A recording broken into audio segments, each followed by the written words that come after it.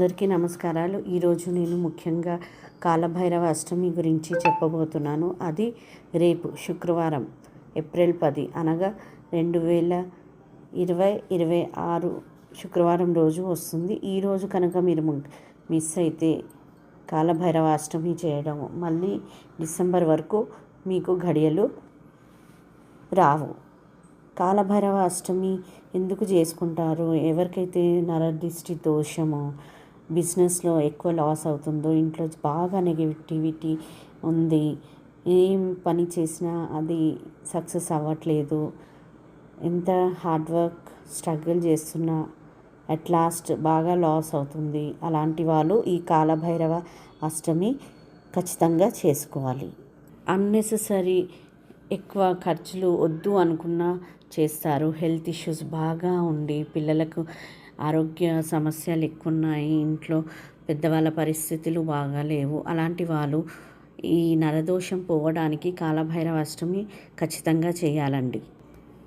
మీరందరూ కూడా ఈ కాలభైరవ అష్టమి మర్చిపోకుండా ఈ రిచువల్ని కంప్లీట్ చేశారంటే మీకు జీవితంలో ఉన్న కష్టాలు అన్నీ 90% will get a solution for it.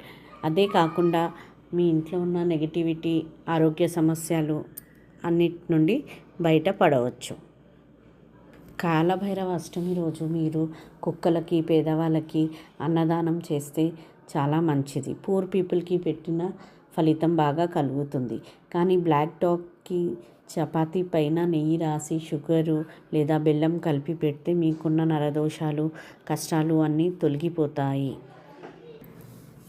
మెయిన్గా ఫ్రైడే రోజు ఏప్రిల్ 10 మీరు ఉదయాన్నే స్నానం చేసి కాలభైరవ గుడికి వెళ్ళొచ్చి పూజలు చేస్తే చాలా మంచిది. లేకపోయినా మీరు ఇంట్లో కానీ కూర్చొని మీకు వీలు కుదరకుంటే కాలభైరవ అష్టోత్తర నామావళి శ్లోకము 108, 11 times, 55 times based on your timing మీరు విన్నా చదివినా చాలా మంచిది.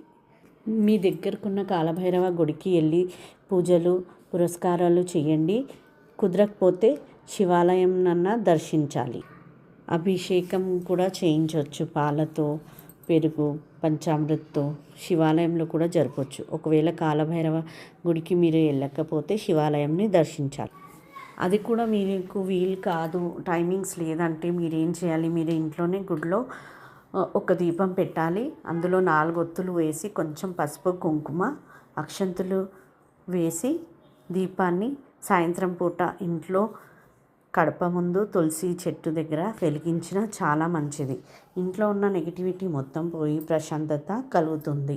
అంతేకాదండి, మీకున్న అనారోగ్య సమస్యల నుండి కూడా బయటికి పడతారు.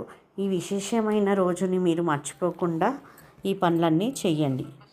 మరింత ఇన్ఫర్మేషన్ కోసం నా ఛానల్ని లైక్, సబ్స్క్రైబ్ చేస్తూ ఉండండి.